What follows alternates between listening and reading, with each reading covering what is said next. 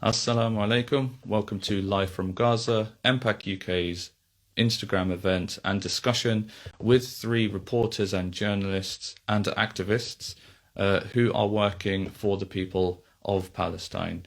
So before I invite the guest speakers in, just want to give you guys a heads up on a campaign that MPAC UK are working on. The MP, Richard Bergen, has tabled a bill that will ban UK-made weapons being sold to Israel. Now, the debate for that bill will take place on the 10th of September. And guys, I need you to understand how big a deal this bill is. Not only will it undermine the supply of weapons to Israel, which are used for war crimes and occupation, if we succeed, then we will inspire pro-Palestine supporters across the globe, just as we are inspired by the success of others. So take part in this campaign. The link is in our Instagram bio. Action the alert and share. So now I'm going to invite the other speakers. Hanya then. So Hanya is a Palestinian writer and translator for We Are Not Numbers. And We Are Not Numbers is an organization that wants to humanize the statistics that we all hear about Palestine to convey the personal struggles and triumphs of the people of Palestine, inshallah. So before we get into the discussion, I just want to explain, what is the purpose of this Instagram live event and how can we get the most out of it. So inshallah, this is an opportunity for all of us to learn about the crucial work that these organizations do for Palestine and how we can support these organizations. And all of our guests are people who do very important work for Palestine. So we need to show them the respect that they deserve by giving them exposure. So if you can, share this live stream and share it with your contacts. Demand that they join in as well, inshallah. Let's get the live stream viewer numbers up. If you have questions for any individual or all of the speakers, please use that. There's a question mark button down below, and please leave your questions in there, and we'll pick them out at the end, inshallah, if there's time. I should point out that unfortunately the connection, as you can imagine, the internet connection in Palestine is not great. So let's be patient, guys, with the connection of our guests, inshallah. So this gives me an opportunity to introduce Huda. Huda Amori is the co-founder of Palestine Action, which aims to end the UK's complicity in Israel's colonization, occupation and subjugation of Palestine through direct action. So as we wait for our two other guests to join in, as I've said, the internet connection in Palestine is not great at the best of times.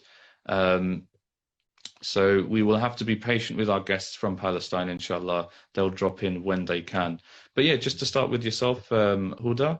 So, anyone who is listening in or watching in right now, let's assume that they already know, by dint of them attending, they know about the colonization and the occupation and the subjugation of Palestine. But what most people might not understand is what exactly Palestine Action means by direct action. So could you take us through, the steps of an action? What do you mean by direct action? And how does it help undermine the UK's enabling of Israel's crimes? Yeah, most definitely. So in the UK, as many of us know, and as you pointed out, we've been complicit in the colonization of Palestine for over 100 years. And now to this day, we are supporting and hosting Israel's largest arms company to produce weapons and components for weapons which are tested on Palestinian civilians in Gaza. They market these weapons as tested, and they use this to sell their weapons to oppressive regimes across the world. And these factories, they have 10 sites, as I mentioned, in the UK. They're all over England. And they've got 5 factories from Bristol to Oldham. And essentially by taking direct action, we mean rather than appealing to the same politicians, the same government who has consistently ignored calls from people for sanctions, foreign arms embargo. And rather than just ignore the calls, they directly profit from the oppression of the Palestinian people. We go, and Palestine Action goes and takes direct action to shut down these sites ourselves, using our own bodies. If that means climbing onto the building or chaining the gates, and often pouring red paint over the building to expose the blood shed by these companies, to directly shut them down. So for us, taking direct action is not appealing anymore to any middleman or anyone else to create the change that needs to happen. And it's going to the source of it. It's going to the weapons manufacturer, which are down the road for many of us, and stopping them directly using our own bodies despite the consequences. Which, to be honest, when we compare the consequences, it's nothing in comparison to what Palestinians have to go through. Yeah, and speaking of consequences, like in May, for example, Elbit Systems, which is one of the producers whom you target, they in the round of attacks and aggression in May, they have stepped up their technological capabilities. I heard that they are using drone swarms, which are artificial intelligence enabled drones, which can then be sent out to automatically target and reconnaissance and even attack targets, or should I say targets that they deem. So in terms of that need to rapidly shut down such a system, what advantage, I suppose the advantage of direct action is that there's a rapidity in it compared to the other forms of of action and so on. Would you be able to speak a bit more on that, the innate advantage? And Definitely, I think there's a clear advantage to direct action, which is it's in the name. In a sense, you have a direct impact on the financial income that these companies receive from massacring Palestinians and producing these weapons, and you have a direct impact on them being able to supply these weapons at the same time. Often these factories, they produce different components, different sites. Some assemble the drones, others produce the components, and they work as a chain. And when you knock out a couple of those repeatedly, and this is what we do in Palestine Action, it's not just one-off direct actions, which has happened before, but it's not been adequate to cause enough disruption. It's sustained direct action. It's going week in, week out to disrupt these companies and trying to make it impossible for them to be able to operate here in the UK and anywhere for that matter. And I think for many of us, including myself and others, we have seen what's happened to Palestinians in Gaza. We're seeing what's happening to our brothers and sisters across the world. It's often the same companies, and when you follow the money, it's the same companies profiting from the oppression of the people in Kashmir, to the people profiting from the oppression of the people in Palestine. And when we know that these weapons are being built in front of us, not only is it a duty, because the fact is they never build these weapons in front of the people that they will kill. They build them in front of us in the West, in countries which are privileged, is basically built on the oppression of people across the world, where we have a lot more freedom and ability to take action. And in a sense, it's a massive opportunity to actually directly impact the material source of this oppression. And you cannot have a military regime without their biggest arms company. And making it impossible and kicking out Israel's largest arms company from a country like the UK, who they deem as one of their strongest allies, sends a strong message to all companies and to any government that people will rise up. We are one, it may sound cringy, but I think people need to remind them we are one human race. And if most of us saw somebody be attacked in the street, most of us would try and do something to step in the way and stop that. And the same thing applies when the weapons that are being built to kill our brothers and sisters are being built in our towns, that we go out and we take that action. Because if things were the other way around, we'd be begging for people to do the same. And unfortunately, the same channels which we have been made to believe are the appropriate, are the appropriate channels to take the democratic channels which we're supposed to have in this country, have failed. We saw 380,000 people sign a petition calling for the UK government to impose sanctions against Israel. And that debate was so painful to watch. And it's the same stuff time and time again, which basically means no impact for the Palestinian people. We see protests come out when Gaza is being killed, and it's the same reactive protest which we see time and time again. We had hundreds of thousands of people out in the street. Against the Iraq war, we had 1 million people, and still 1 million people were killed in Iraq. We have to, as a human race, start taking from privileged places, taking sacrifices, risking our own liberty, never to the same extent that the oppressed people do, but taking a risk and pushing it in order to create a change. Because if we keep acting and only taking action within our comfortable area, then it's comfortable for the government and it's not going to pressure them to take change. We've seen it time and time again. Israel's apartheid regime and the support that they have, the diplomatic support that they have from the UK is not going to be an easy plight to change.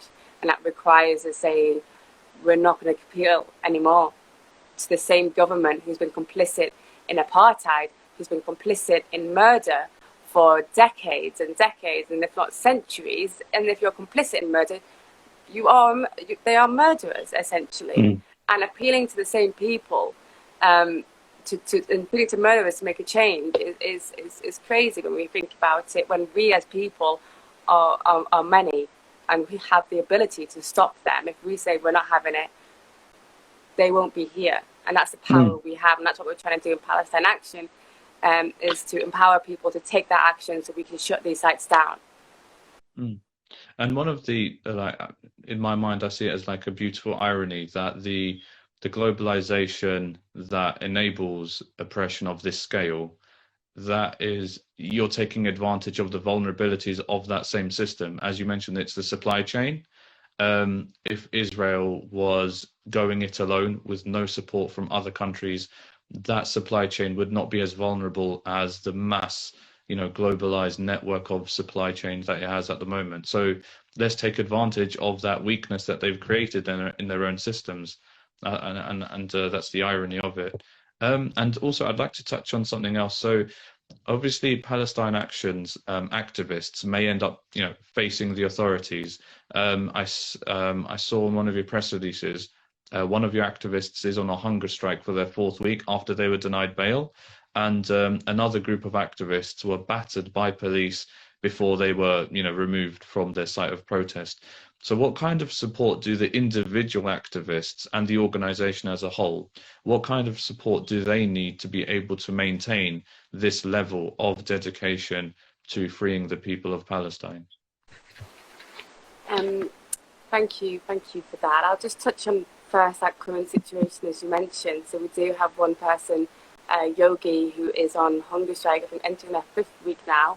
I had been remanded to prison, and Yogi's an extremely dedicated person who has taken action against Arconic and damaged their infrastructure. And Arconic are the company who supply the cladding for the Grenfell Tower, and the same company supplies parts for Israel's military, which just is another example of how these companies and these corporations who are complicit in murder it's the same system. If it's here, people's lives in the UK, or for people live in Gaza, where they put profit before people time and time again. And we've also seen, as you mentioned, people be beaten up before being arrested. And I think one of the very strong things about Palestine Action and the activists inside it is that people are so tired and done with the status quo. And we have a lot of people of colour as well, including myself, who may experience more racism at the hands of the police, and more potentially beatings and violence on the hands of the police. But I think often as well, these institutions underestimate how strong we are as human beings and how much we believe in justice, and how when you discriminate against people for so long, they underestimate their power to take action and to take those risks, to do what is essentially the right thing to do. And I think in terms of support across the board is crucial for us. If that's financial, if that's promoting the words of Palestine Action or joining us themselves, because at the end of the day, if they lock one of us up and hundreds of us take action, they can't lock all of us up. And that's when it becomes a problem where they have to dramatically change how they enable corporations to profit from murder.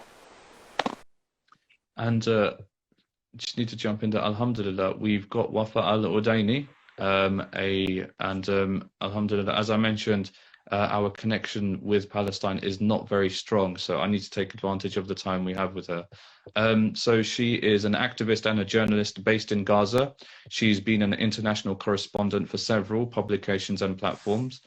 She is the leader of the 16th October Media Group, which is a group of young journalists and activists. So, Sister Wafa, it's a privilege to have you with us today. Thank you.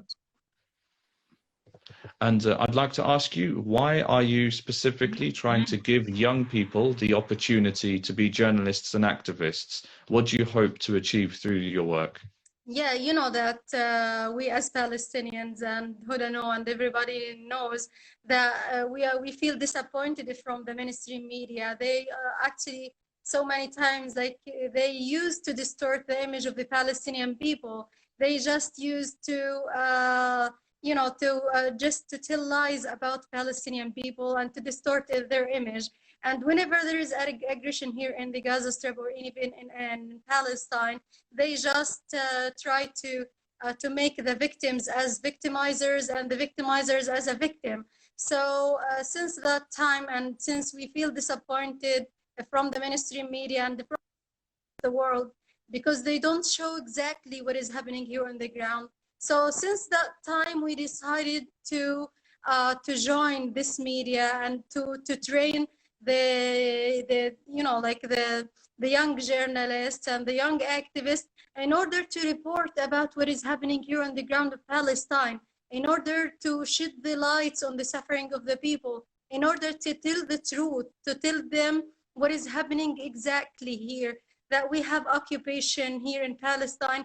We don't have two balanced armies here. We just have Palestinian people who really fight for their freedom from the occupation. We don't have two countries that fight for something, and this is stuff that the mainstream media are trying to convince the world with this propaganda. So and why it is so important here to educate the Palestinian people, to train those young activists in order to be able to become the voice of the voiceless people, to convey the message of the Palestinian people, and to tell them exactly about the Israeli brutality against the Palestinian people, to tell them about the violations that the Israeli occupation committed against the Palestinians here.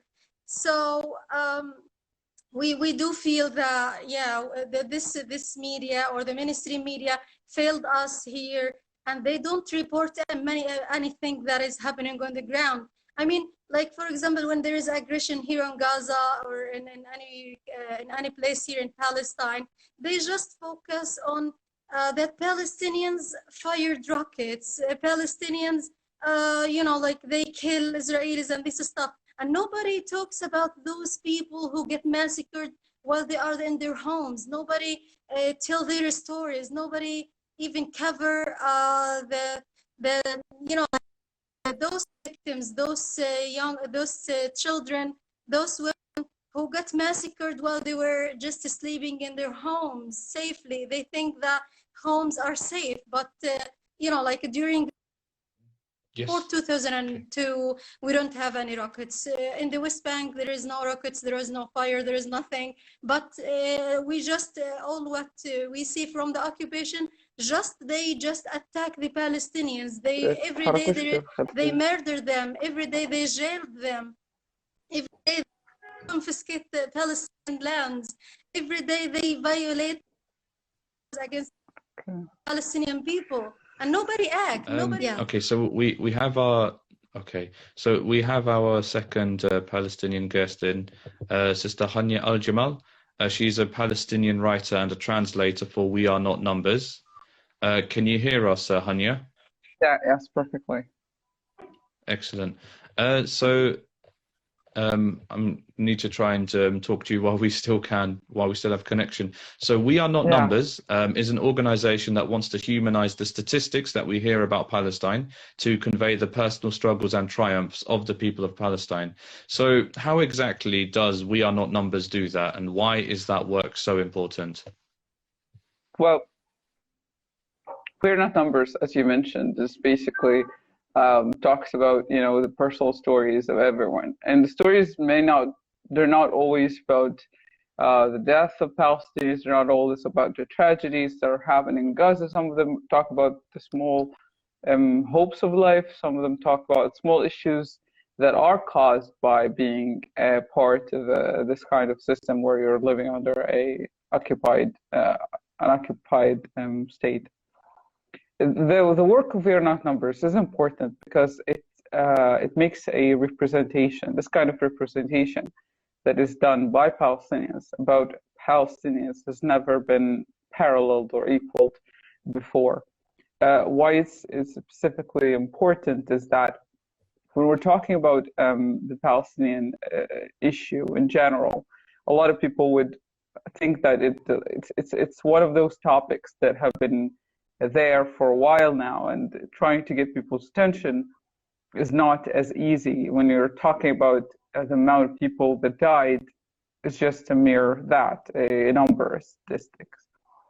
So the stories gave it a personal sense. It made people from faceless victims into actual people and people's stories.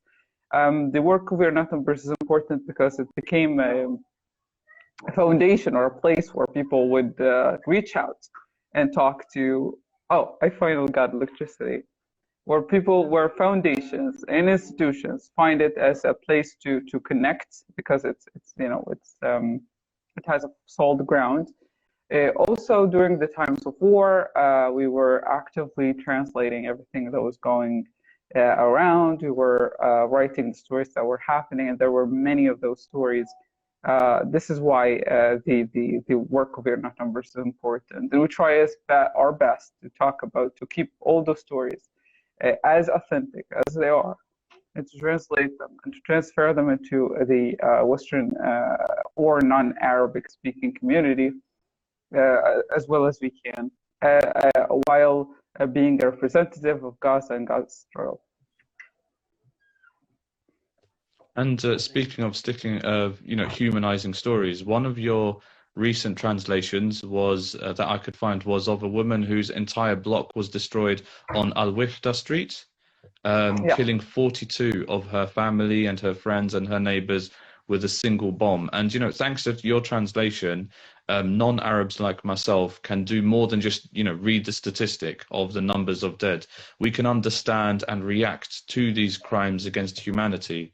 So what kind of beneficial reactions have you seen from your work with We Are Not Numbers, and in particular, thanks to your translator work, getting your work to a wider audience? What kind of beneficial reactions have you seen or want to see more of to your stories in the non-Arab world, like the United Kingdom? Yeah, well, the thing is, the most important part of We Are Not Numbers' work and myself's is that media has been always steering a sort of agenda. This agenda has been to show that the two sides are equally to blame, that, Hamas did this, Hamas did that, and to show that those two sides of the story are equally to blame. And even when you're invited I've been invited to multiple news podcasts and stuff, and the main some of them were blunt about making a sort of a parallel between the Palestinian and the Israeli story, and it was an unfair one. And and some of my friends were invited into interviews, and those interviews were edited or cut in a conveniently to distort the truth. The good thing about working with We Are Not Numbers and the work that We Are Not Numbers is doing is that it's cutting the middleman who's trying to steer an agenda about the story, and that is not primarily about honesty or the human story of it. The work of We're Not Numbers have been great, especially during the last aggression over Gaza, and I've been working my best, and all my colleagues in We're Not Numbers, we're trying our best to, at the same time where we're vigilant about our own lives, and we're hearing bombings, and those bombings are near where we live, and no one, we were texting on each other one of the days of the aggression over Gaza. We were texting and joking, and one of our friends got their house destroyed. He carried whatever he could, and he left, and it was a crazy time. But at the same time, we were translating, we were talking about those stories, and we got attention for it. Like, the international attention was there. People started to understand that it's not it's not an issue of who threw the first rocket or why the first rocket was sent. It's about that those two sides of the stories, the two powers, are not paralleled whatsoever, and those victims are not equal by any measure. And that was the main story, and that never happened before. Not in the previous wars. I am 24, and I've been through 4 aggressions, and over Gaza there were full-blown wars where people were killed in massive amounts. And the last one was not the worst, statistic-wise, but it was the only one where the actual human story was being told. And and I believe that this is the work of We Are Not Numbers and people who carry the same, the same work. This is why We Are Not Numbers was so important. And I've seen it, and I was, it made me so proud of the work that was being done. I have another question for Wafa. So you have reported on a wide range of topics that matter to all Palestinians, such as Eid preparations or children who have been killed in Israel's so-called precision bombings. So out of all of your reports, Wafa, which is one or the kind of report that you want everyone in the world to see? I think you are just asking me about which report that got got a good impact from the people. Yeah. Yeah. Okay. Yeah, we can say that. Because we are just talking about ourselves and the stories here from the people of Gaza, and that nobody. Nobody cover such a human interest stories here in Gaza. Like, the mainstream media, they just report about killing number of people and, killing Palestinians, killing Israelis, and that's it. But nobody tell the stories of those people who get massacred. So the people, whenever I write anything about the human interest stories regarding slain families or slain children or women, it has, and whenever I just tell what happened exactly to those people, yeah, I find so many people, and I see a good impact from the people outside, and so many, I just started reporting about the life here in Gaza since nearly 5 or 6 years. And during these days, I just witnessed so many people told me, we don't know that what is happening. We don't know exactly what is happening there in Gaza. We feel that those people are just terrorist people, and they are just occupied by, their own people, and they are just want to kill Israel. We don't know that they are human beings there. We always hear in the mainstream media that those people in Gaza, they are just do not deserve to live, and those want to wipe Israel from the map and this stuff, they are, completely Israeli narrative and Israeli propaganda. And whenever they heard about those stories, about the human interest stories, about the people here, and the people that, they are really creative, and their steadfastness, their resilience actually encourage the people outside, actually. And whenever I think actually that affect them, the people outside, the stories of the steadfastness, the stories of resilience. شغل الضوء ها. Can you? Yeah. So شغل actually, الضوء. these stories, the stories of resilience, the stories of steadfastness, actually, it affects the people so much because they feel, yeah, those people deserve to live. They are so creative. They are really, you know, they are just facing the occupation with nothing. They are just they seem that they want their freedom. And then whenever they hear such stories, for example, when I just report about the Great Return March, so many stories. I mean, so many people got injured, and yeah, like this Friday or this protest, I mean, they got injured, and then in the other protest, they come back again, and they come back again to protest again peacefully while they are just injured, and you know, some of them on their wheelchairs and they're using their sticks and this stuff, and they come again and they protest again against the occupation. So all of these stories, I mean, so many inspiring stories. These stories actually encourage the people outside to say that the people of Palestine, especially the people here in Gaza, they deserve to live. They are not. They don't deserve to live under occupation this way, under unfair siege since long years, since 15 years so far. So these stories, the stories of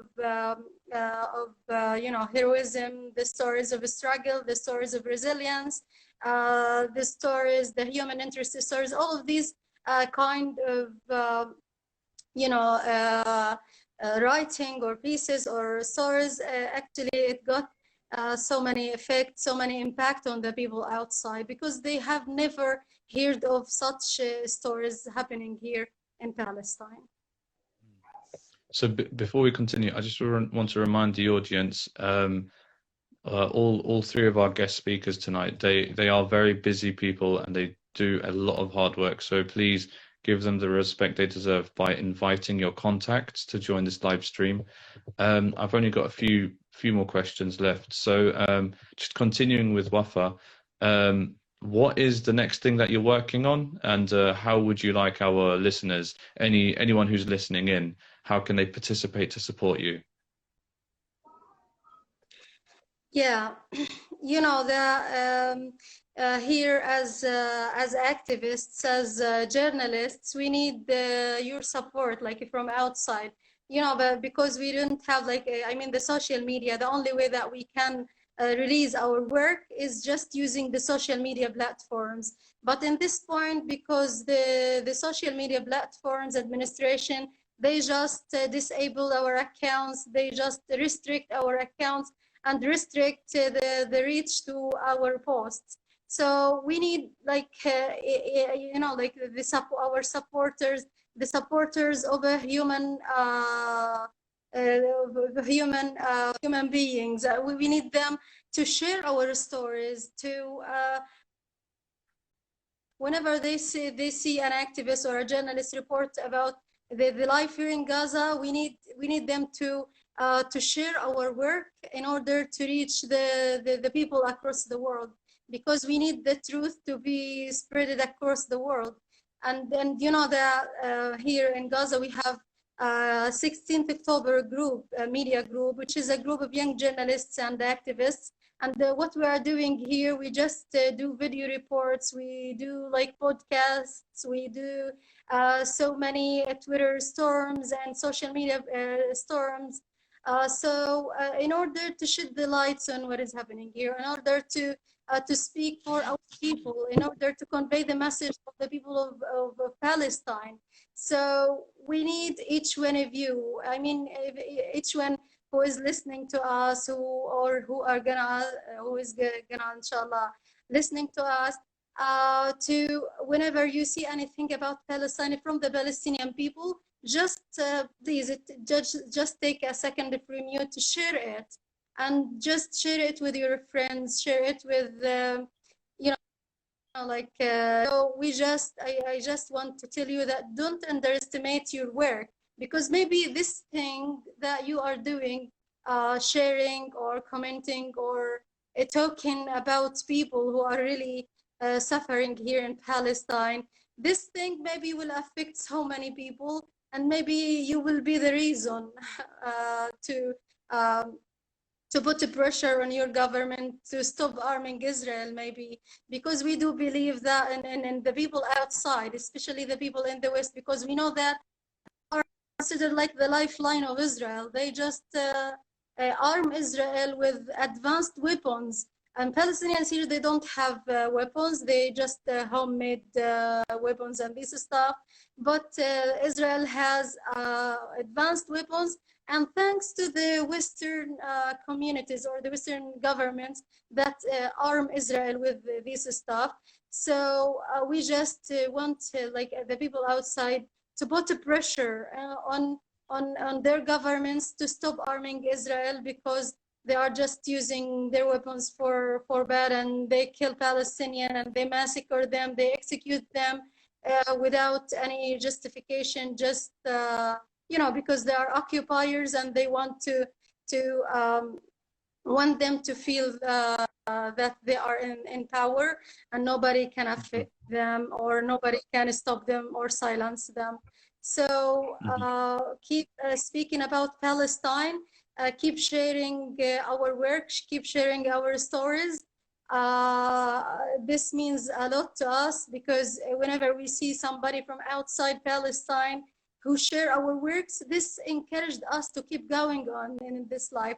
And this actually encouraged us to move on and to feel that there are somebody who cares outside Palestine, because this day is, like we are occupied, and next time maybe you will be occupied or others will be. So don't underestimate your effort, and do believe in the truth, and do believe in yourselves, and just keep speaking about Palestine and keep speaking about the truth here from Palestine.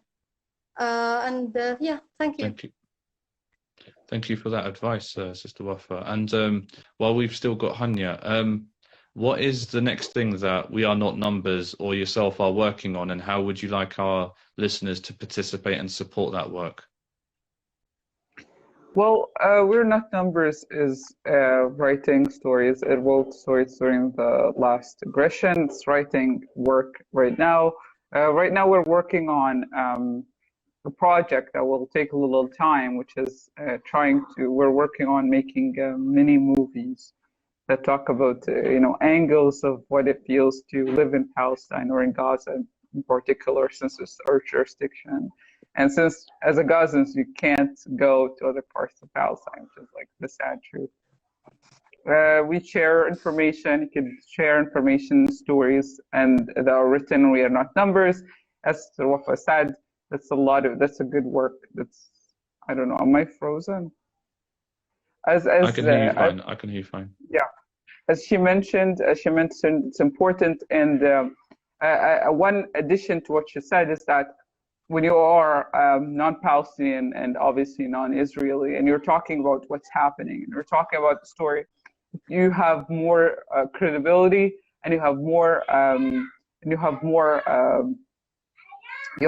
power in talking about what's happening. You have the luxury of having free speech. You have the privilege of being a third party.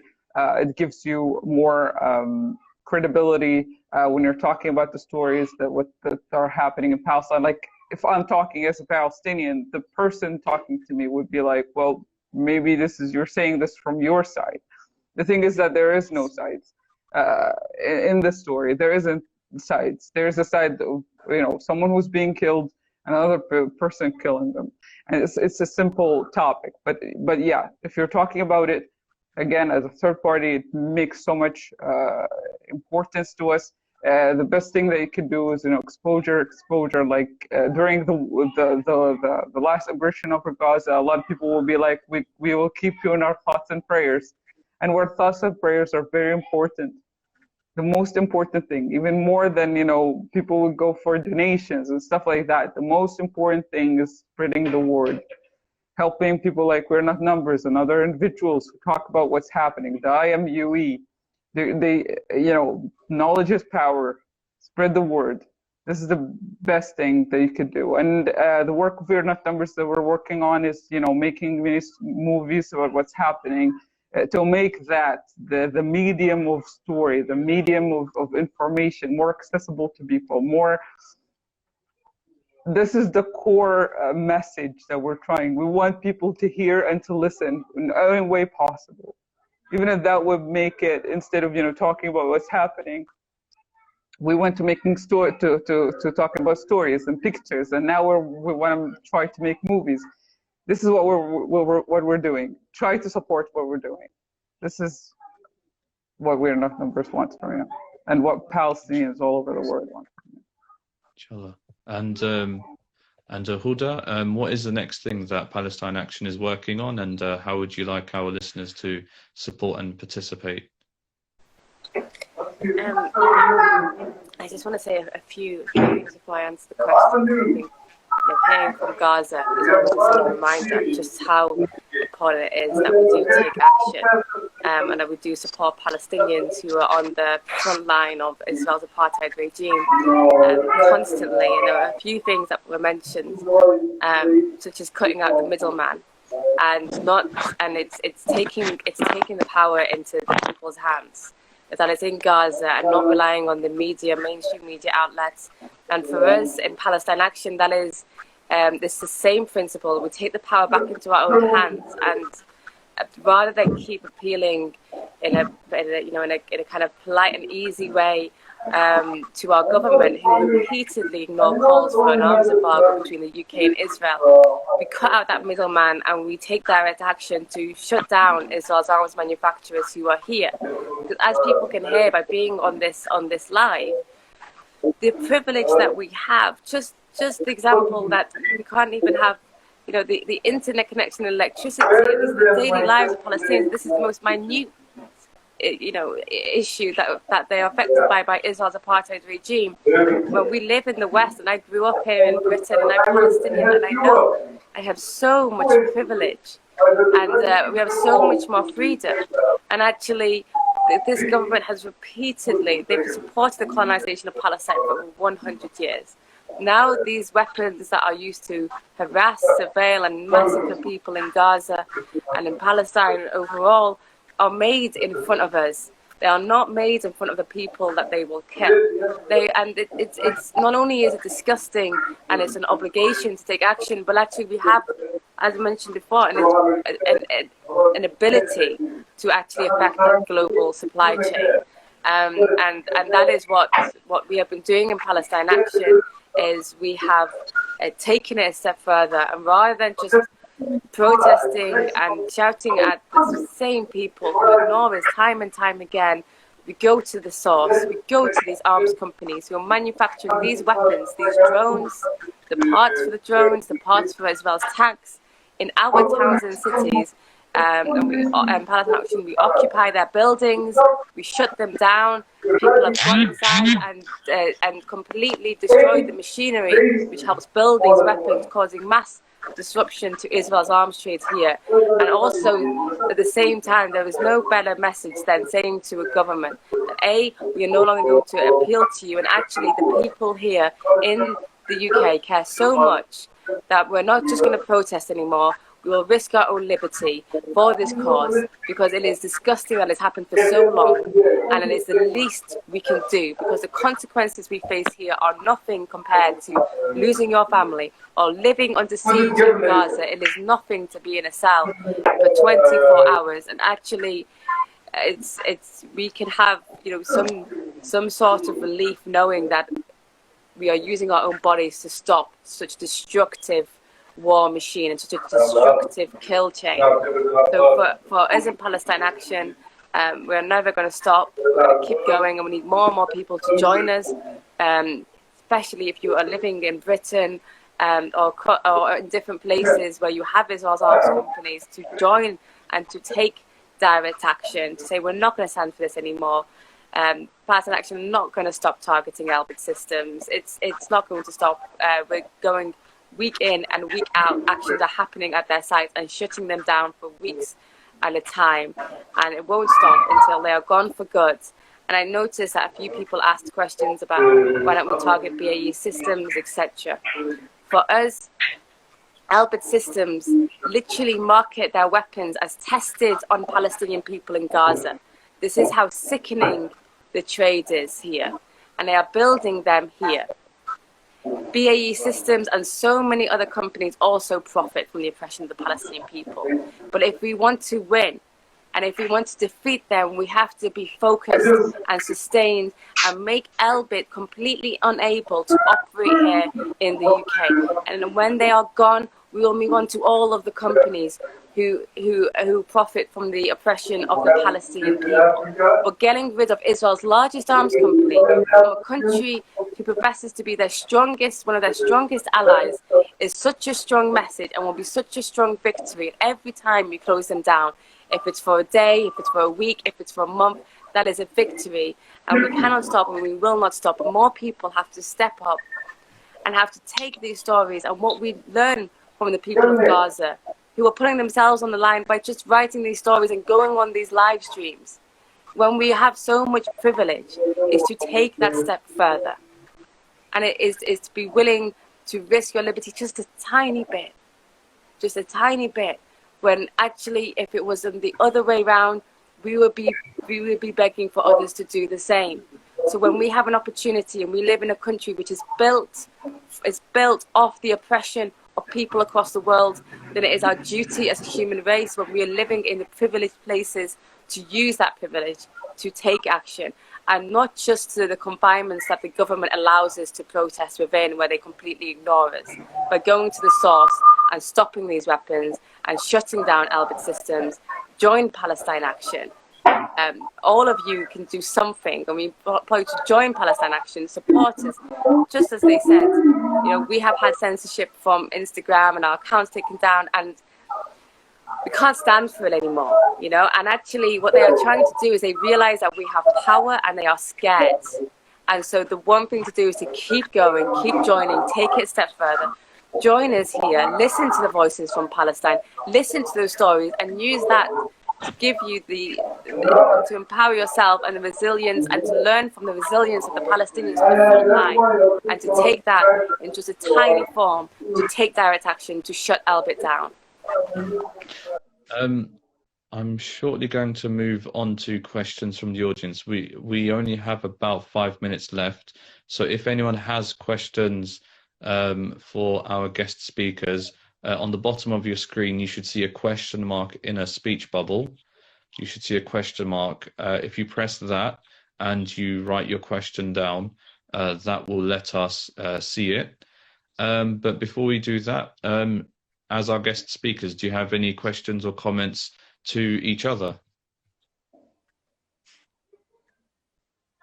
Okay, so we've got a question here.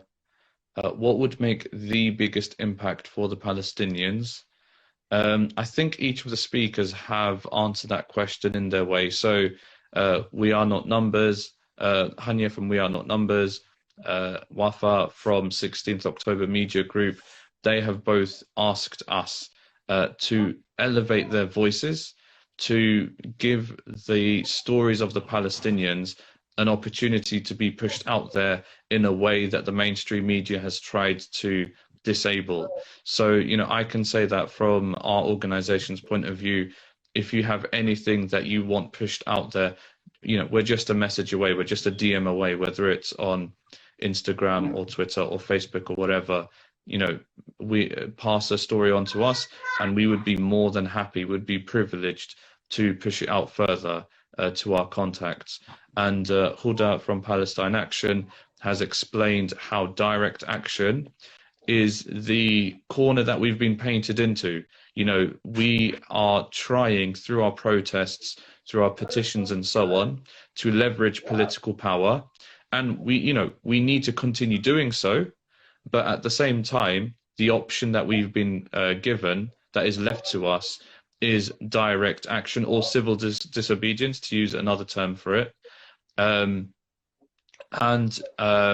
So Hanya and Wafa were saying, please do share the stories from We Are Not Numbers. They are obviously on Instagram. They're also on Twitter and Facebook. Wafa herself and the 16th October media group, they are on Instagram and Twitter and Facebook. Follow them. Please follow them and share their stories. And Palestine Action, the website I think is palestineaction.org. They have a very simple, straightforward sign-up process as well. Also, I forgot to mention, you know, boycotting and following the BDS is a very important move. Boycott will reduce the kind of money that is thrown down to enabling shooting and killing of Palestinians. Boycotting is a very important, smart, you know, consumption decision that makes a big difference. Everything matters. Everything makes a difference. So on that point of boycott, as Sister Hanya said, participate in it. The important thing is that it is something that is focused and organized and is, you know, you do it loudly and proudly. If you boycott something and you don't tell anyone about it, it's only effective in your household. If you boycott something and you do it in an organized, united way, and you are loud and proud about it, then it starts to embarrass the company that is being boycotted. I'm really sorry, we are reaching the, I think it's an hour limit on Instagram. I do hope that, you know, I do hope that this has been of benefit to our audience and to our guest speakers. I do hope that we can, inshallah, repeat this maybe in a month or so's time, inshallah. Jazakumullah khairan. I can only thank you from the bottom of my heart for for sharing your time, your valuable time, and your internet connection with us today. So until next time, thank you, and inshallah, fi amanillah, may God's protection be with you. Assalamu alaikum, peace be upon you all, and see everyone soon, inshallah.